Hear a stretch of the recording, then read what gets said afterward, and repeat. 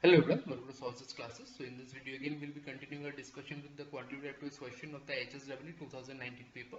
So here we'll deal with the second question of the quants section, that is question number 34. So let's take a look.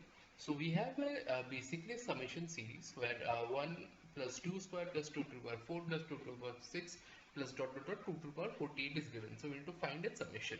So let's take a look. So what we have here, we have 1 plus 2 square plus 2 to the power 4 plus 2 to the power 6 plus dot dot dot 2 to the power 48. Okay, so if I'm to write the same, this can be for the written as 1 plus 4 plus 16 plus 64. So by judging it will be 2 to the power 8 or simply 256 plus dot dot dot. Okay, so as you can notice one thing, let me use a different color.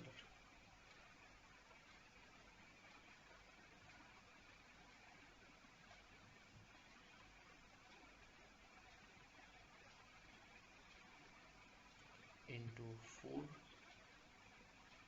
into 4 into 4 into 4.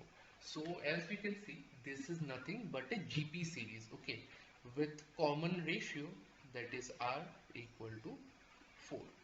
Okay, now for a GP series we know summation of n would be a r to the power n minus 1 by r minus 1 when we use this when r is greater than 1.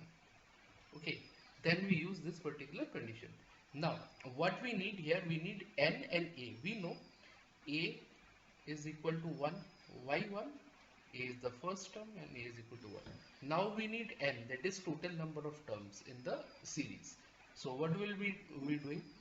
We see, let us exclude this one. Okay, let us just exclude this for a while. So we see 4 16 no, hang on,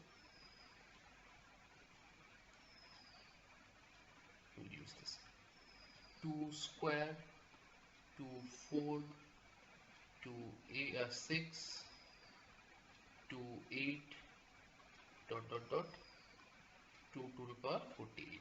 Notice one thing, this power 2 4 6 8 48.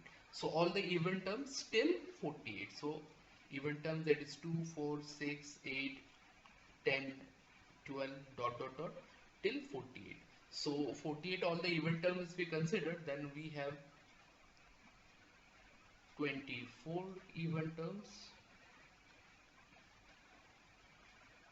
plus this one.